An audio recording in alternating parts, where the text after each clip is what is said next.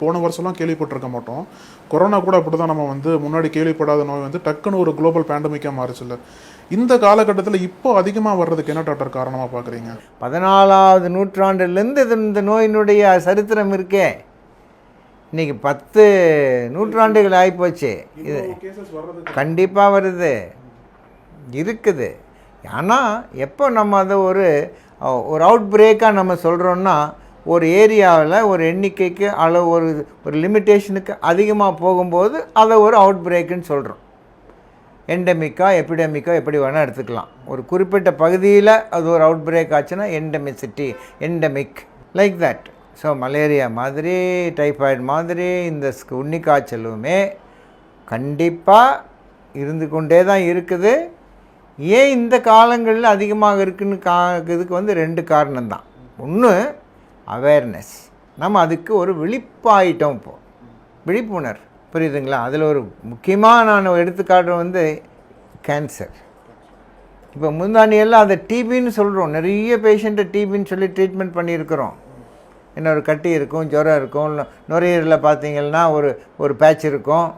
அது என்ன பண்ணுவோம், ஜுரம் இருக்குதாப்பா, இருக்குது. லங்ஸ் எக்ஸ்ரே எடுத்து பார்த்தோம், உனக்கு டிபி தான்.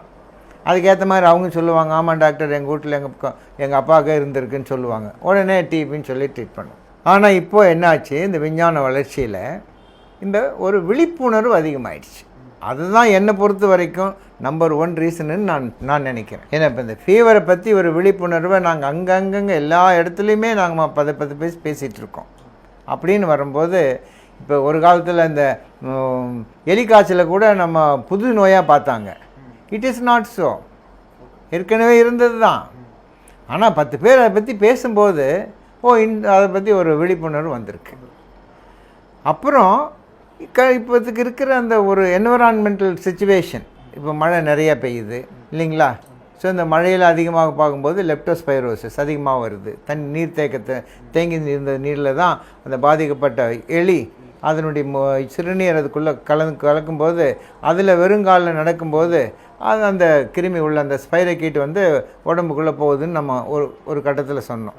அதே போல் தான் இதுவும் அந்த சூட்டபிள் என்விரான்மெண்ட், இதுதான் நம்ம 2ஆக நான் சொல்ல முடியும்.